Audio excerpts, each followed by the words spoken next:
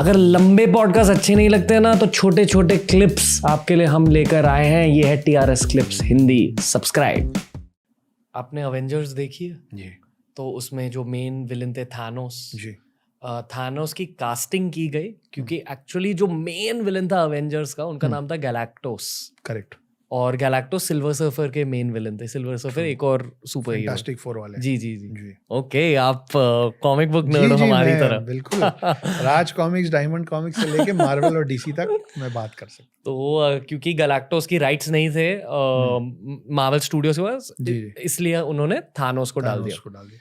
But galactose का logic ये है कि वो पूरे प्लैनेट्स को स्वॉलो कर देते थे, पूरे प्लैनेट्स को खाते थे, और ये उनका विलेनस रूप है। ठीक है। और उनको रोकने के लिए सब अवेंजर्स साथ में मिल जाते हैं, और वो एक कॉमिक बुक सीरीज थी।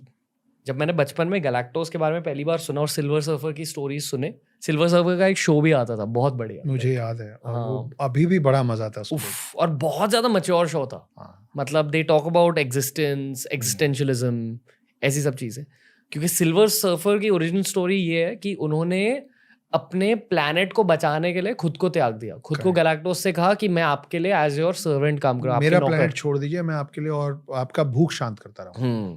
और फिर थ्रू आउट टाइम वो यूनिवर्स के अलग अलग हिस्सों को स्कैन करते थे और दूसरे प्लैनेट्स को खोजते थे गैलेक्टोस को खिलाने के लिए। करेक्ट। पर जब अर्थ तक पहुंचे तब उनको अर्थ से कुछ प्यार हो गया, क्योंकि उनको उनके खुद के प्लैनेट की याद आई। ये जब मैंने बचपन में भी ये कहानी सुनी थी सिल्वर सर्फर की, तो मुझे हमारे धर्म के बारे में बहुत थॉट्स आने लगे कि आई एम श्योर कि हमारे भी ग्रंथों में, कहानियों में, इतिहास में ऐसे इंटरगैलेक्टिक स्टोरीज है, स्पेस रिलेटेड स्टोरीज है। क्योंकि आई स्ट्रांगली फील कि जितनी साइंस हमारी सिविलाइजेशन ने डिस्कवर की है, शायद हमारे से ज्यादा एडवांस सिविलाइजेशंस हमारे से पहले थी। जी। पर क्योंकि अर्थ पर एस्ट्रॉइड्स गिरते जाते हैं, विनाश होते जाता है, वो पुराना साइंस खो जाता है। बिल्कुल। और उसके कुछ रेमनेंट्स, यानी कि कुछ हिस्से भी नेचर की वजह से खराब हो जाते हैं, क्योंकि प्लास्टिक भी 3000 सालों में खत्म हो जाता है, तो क्या ही बचेगा।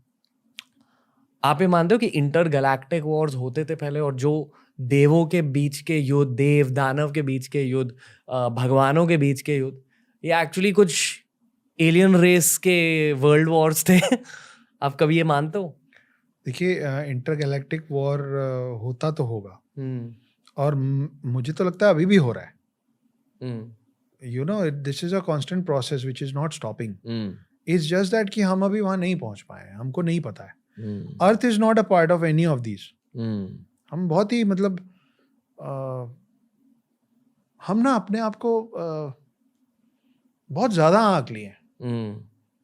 Humans as a race and earth as a planet, we think too much of ourselves. मैं एक बहुत अजीब सी बात कर रहा हूँ, शायद आप अपने सवाल से इस बात को कनेक्ट कर पाएंगे। हम छोटे में ना, हमारे घर में फ्रिज नहीं होते थे। मुझे तो याद है मेरे घर में फ्रिज नहीं था, तो घड़े में पानी रखा था।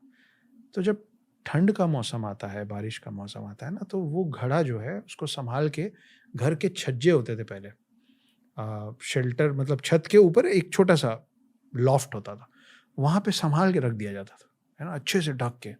क्यों? क्योंकि गर्मी आएगी तो फिर ज़रूरत पड़ेगी, ये सोच के। जब वो 8-9 महीने 10 महीने बाद जब उसको वापस गर्मी के समय निकाला जाता था ना, तो उसमें थोड़े जाले जम गए होते थे, उसमें एक आध स्पाइडर मूव होता रहता था। वो स्पाइडर पिछले 2-3 महीने में जो भी खाया होगा, उसके थोड़े डेड इंसेक्ट्स पार्टिकल्स पड़े होते थे, और धूल जमी होती थी। ये शायद हमने सबने देखा होगा, अपने घर में नहीं, कहीं और देखा होगा। उसके बाद हम क्या करते हैं, उस घड़े का हम उस पानी भरते हैं, ऐसे ऐसे हिलाते हैं और पूरा पानी बाहर फेंक देते हैं। अर्थ के साथ एक दिन ऐसा ही हो जाएगा, क्योंकि हम बस उतना ही हैं। पूरे ब्रह्मांड की जब आप बात करेंगे तो हमारा एग्जिस्टेंस और हमारी जगह सिर्फ उतनी ही है कि कुछ महीने हुए हैं उन गैलेक्टिक पावर्स के, और उन्होंने कहीं कोने में रख के भी भूल गए, और उसके अंदर ये जो स्पाइडर और जो थोड़े बहुत, वो हम हैं। तो जिस दिन उनको लगेगा ना कि इसमें फिर से पानी भरना है भाई, इसको यूज करना है, उस दिन ना वो ऐसे ऐसे हिला के जो फेंकेंगे, उसी को हमारे पूर्वज लोग बता के गए कि जब जब ऐसा होता है ना उसको प्रलय कहते हैं। फिर प्रलय होता है, फिर 2-3 महीने पूरे पृथ्वी में पानी भर जाता है और सब गर्म। जब जब मिट्टी का घड़ा बनता है तो उसको हीट करना पड़ता है ना, to give it a shape. उसके बाद आप उसको यूज क्या करते हैं?